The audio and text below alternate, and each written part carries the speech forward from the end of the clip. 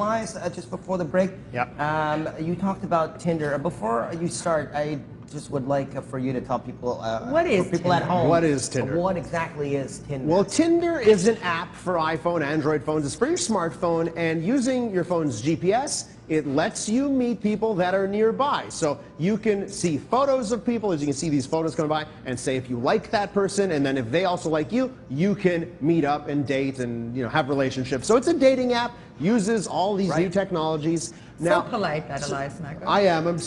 This is the simplest level I can bring it down to. So it's a dating app. But many of you will know that this is a dating app, and you can find a lot of dogs out there. And I'm talking about humans when I say dogs. But one Montreal nonprofit, Rosie Animal Adoption, this is a great local Montreal nonprofit. They've decided to use Tinder to their advantage. Have a look. Introducing Tinderdoption. By creating online profiles for its unwanted pups on the popular mobile dating app Tinder, Rosie's is reinventing the pet adoption process.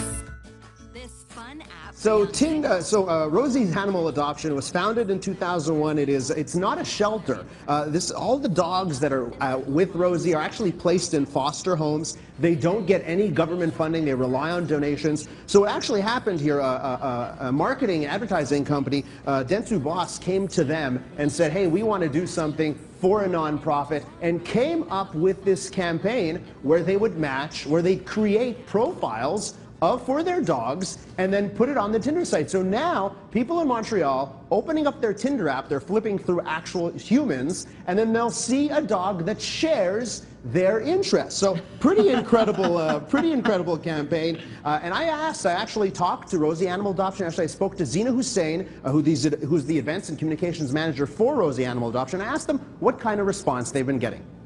We've been getting a lot of feedback, a lot of emails from people. And within the site, within Tinder, which the marketing company Dentsu Bois is actually controlling, they have it installed in all their employee phones, and each one's a different dog.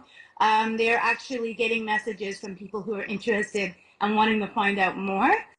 This is the amazing thing. In order for this to work, they actually have to have the employees of the marketing company pretend they're the dogs, and they have to be on the app, on Twitter, on Tinder for this to work. So it's pretty incredible that they've got all of their employees working out on this. Now, a lot of people are saying, well, what about Tinder? How do they feel about this? Because now their app that's supposed to be used for human relationships has dogs on it. So I asked Zina that question. What do you think the response would be from Tinder?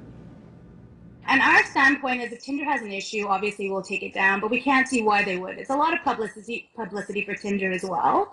It's non-profit, so we're not making any money off of them. And we're basically spreading the word, and we're getting people more curious about Tinder too, about what is this app, and like what are the possibilities. So maybe they won't find a mate in a two-legged form, but they might find one in a four.